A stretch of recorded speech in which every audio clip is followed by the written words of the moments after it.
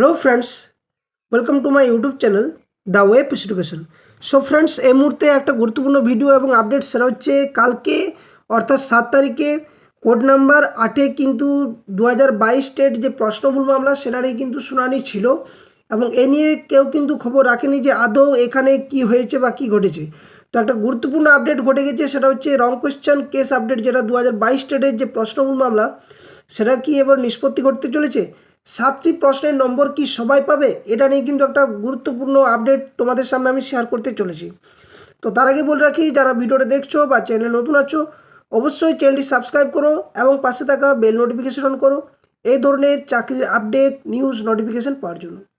তো শুনানির বিস্তারিত ব্যাখ্যা এই ভিডিওর মধ্যে দিয়ে তোমাদের সামনে আমি শেয়ার করব, তাই ভিডিওটি স্কিপ না করে শেষ পর্যন্ত দেখো আর পারলে সবার সাথে শেয়ার করো যাতে করে সকলে এই আপডেটটা পেয়ে যায়।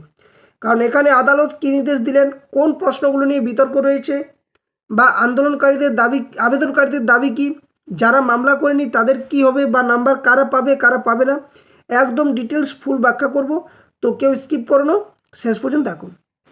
তো কালকে অর্থাৎ গত 7 তারিখে কালকে কিন্তু এই মামলার শুনানি ছিল। এর আগে কিন্তু এটা নিয়ে 20 তারিখে শুনানি হয়, তারপরে যেটা অ্যাডজার্ন ডেট দেওয়া ছিল সেটা হচ্ছে কত তারিখে না, সেটা হচ্ছে 27 তারিখ পর্যন্ত। তারপর সেটা যখন কেস লিস্টে আমি কালকে দেখিয়েছিলাম তোমাদের, যে কালকে কেস লিস্ট যখন আমরা দেখছিলাম অ্যাপিলেটেড সাইডে, তখন সেটা 7/7/2025 অর্থাৎ গতকাল যেটা পার হয়ে গেছে, সেখানে কিন্তু কোর্ট নাম্বার 8-এ অনারেবল জাস্টিস সৌমেন সেন এবং অনারেবল জাস্টিস প্রসেনজিৎ বিশ্বাসের বেঞ্চে কিন্তু এই মামলার শুনানি হয়।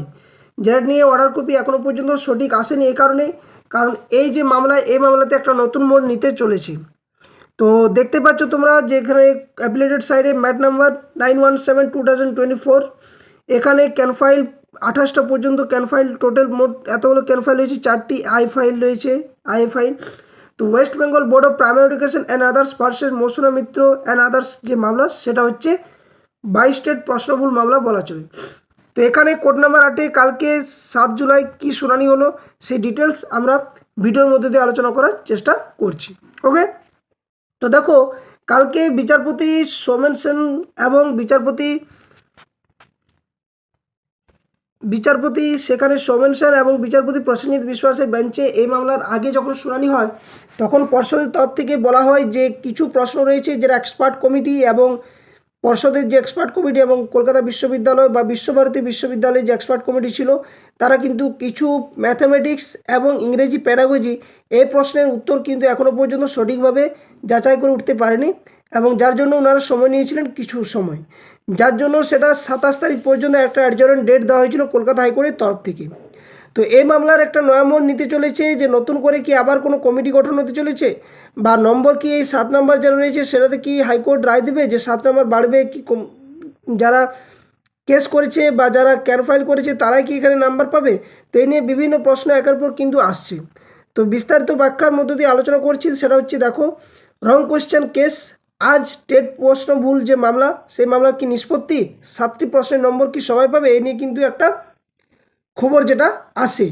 তো কি বলা হয়েছে কালকের আপডেটে বা কালকের শুনানিতে, তো দেখো কি বলা হয়েছে যে কলকাতা হাইকোর্টের ডিভিশন বেঞ্চে অর্থাৎ আজ অর্থাৎ 7 তারিখ যেটা গতকাল ছিল, সেখানে 2025-এ টেট প্রশ্নভুল মামলার শুনানি অনুষ্ঠিত হতে চলেছে। এই মামলায় একটি নতুন মোড় এসেছে, যা হচ্ছে 2022 সালের প্রাইমারি টেট পরীক্ষায় অংশগ্রহণকারী সকল পরীক্ষার্থীদের জন্য অত্যন্ত গুরুত্বপূর্ণ। কারণ কি, মাননীয় বিচারপতি সৌমেন সেন এবং মাননীয় বিচারপতি প্রসেনজিৎ বিশ্বাসের ডিভিশন বেঞ্চে এই মামলার শুনানি চলছে। অর্থাৎ সেই সময় আমি যে সময় আপডেটটা দিচ্ছি সেটা কালকের আপডেট এবং আমি দিতে পারিনি যেহেতু এখানে লোডশেডিং ছিল, সেরকমভাবে কোনো টাওয়ার নেটওয়ার্ক অনেক কিছু প্রবলেম করছিল বলে দিতে পারিনি। তো এখানে মামলার বিবরণ কি বলছে না, এই মামলাটি ম্যাট 917/2024 অ্যাপ্লিকেশন নম্বরের অধীনে তালিকাভুক্ত হয়েছে। মামলাটি মূলত 2022 সালের প্রাইমারি টেট পরীক্ষার প্রশ্নপত্রের ভুল নিয়ে। পশ্চিমবঙ্গ প্রাথমিক শিক্ষা পর্ষদ বনাম মৌসুমী মিত্র এই মামলার কিন্তু মূল বিষয় রয়েছে। তো নতুন মোড় কি না, তৃতীয় বিশেষজ্ঞ কমিটির আবেদন, এটা একটা বিশাল বড় একটা ভাইটাল পয়েন্ট হয়ে দাঁড়িয়েছে। যে কমিটি গঠন করা হয়েছিল পর্ষদের তরফ থেকে, যেখানে বলা হয়েছিল যে পর্ষদের যে এক্সপার্ট কমিটি কলকাতা বিশ্ববিদ্যালয় এবং রবীন্দ্র ভারতীর যে এক্সপার্ট কমিটি ছিল, সেখানে কিন্তু এটাতে একটা বড় মোড় নিয়েছে যে সেখানে তারা যে 7টি প্রশ্ন, সেই 7টি প্রশ্ন নিয়ে কিন্তু এখনও পর্যন্ত দ্বন্দ্বের মধ্যে আছে। প্রাথমিক শিক্ষা পর্ষদ কলকাতা ডিভিশন বেঞ্চে একটি নতুন আবেদন করেছে। এই আবেদন বলা হয়েছে যে পূর্ববর্তী বিশেষজ্ঞ কমিটি কয়েকটি প্রশ্নের সঠিক উত্তরে একমত হতে পারেনি, তাই একটি তৃতীয় বিশেষজ্ঞ কমিটির প্রয়োজন বলে তেনার দাবি করেছেন। আদালতের নির্দেশ কি না, আগের বেঞ্চ পর্ষদে এই আবেদন খারিজ করে দিয়েছিল এবং বলেছিল যে পর্ষদকে বর্তমান বিশেষজ্ঞদের মতামতই মেনে নিতে হবে। কিন্তু বিচারপতি সোমেন সেনের বেঞ্চে মামলাটি নতুন দিকে মোড় নিয়েছে। বিচারপতি সোমেন সেন আবেদনটি গ্রহণ করেছেন এবং পর্ষদকে বিশেষজ্ঞদের যে কমিটির সেই সব মীমাংসিত প্রশ্নগুলির উপর তাদের মতামতের রেজুলেশন কপি জমা দেওয়া নির্দেশ দিয়েছেন এখানে। তো এখানে আর কি বলা হয়েছে না, কোন প্রশ্নগুলো নিয়ে বিতর্ক সেটা নিয়ে একটা বড় প্রশ্ন রয়েছে। জানা গেছে যে মোট 7টি প্রশ্নের ক্ষেত্রে বিশেষজ্ঞরা কোনো সিদ্ধান্তে আসতে পারেনি। আজ আদালতে সেই প্রশ্নগুলোর উপর বিশেষজ্ঞদের মতামত স্পষ্ট হবে বলে আশা করা হচ্ছে।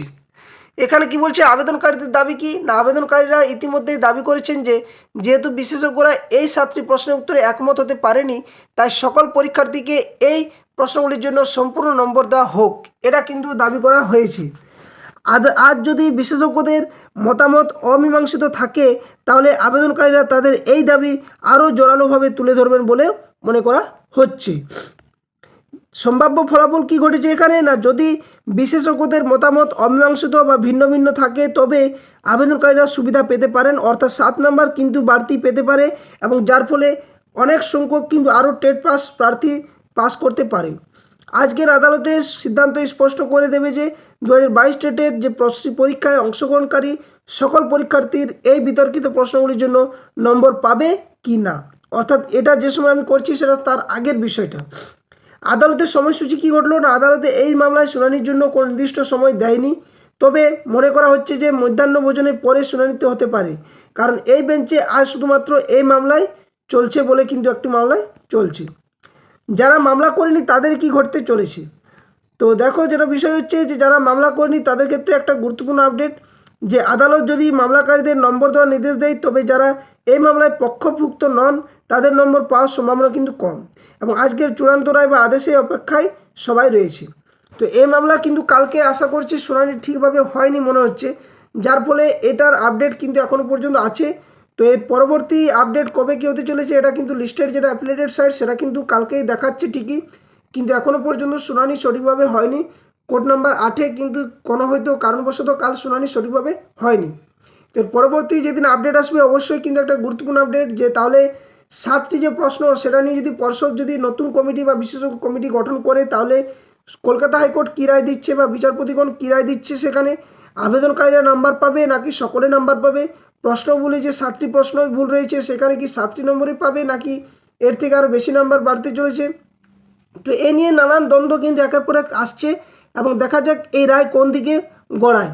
কিন্তু এখনও পর্যন্ত যা মনে হচ্ছে যে 7টি প্রশ্ন নিয়ে কিন্তু এখনও পর্যন্ত পর্ষদ তথা এক্সপার্ট কমিটি সঠিক সিদ্ধান্তে উপনীত হতে পারেনি। তো যাই হোক, এই ছিল আপডেট। যদি ভিডিওটি ভালো লাগে অবশ্যই লাইক শেয়ার বন্ধুর সাথে করবে এবং আরেকটা কথা বলে রাখি যে নম্বর কিন্তু বাড়তে চলেছে, এটা কিন্তু নিশ্চিতভাবে একটা মনে করা হচ্ছে, তবে কতদিন এই কেস চলে সেটা নিয়েও কিন্তু একটা প্রশ্নচিহ্ন অনেক চাকরি প্রার্থীর মধ্যে থাকছে। যারা হয়তো 1-2 নম্বরের জন্য পাস করেনি তাদের জন্য একটা ভালো খবর আসতে চলেছে, আর যারা হয়তো এতদিন পাস করে বসে আছে কিন্তু এখনও পর্যন্ত ইন্টারভিউ হয়নি সেক্ষেত্রে কিন্তু কম্পিটিশন আবারও জোরালোভাবে বাড়তে চলেছে 2022 টেটের জন্য। তো এই ছিল আপডেট। ভিডিওটি ভালো লাগলে লাইক শেয়ার এবং চ্যানেল নতুন থাকলে অবশ্যই চ্যানেলটি সাবস্ক্রাইব করে পাশে থাকা বেল নোটিফিকেশন অন করবেন। ধন্যবাদ। জয় হিন্দ।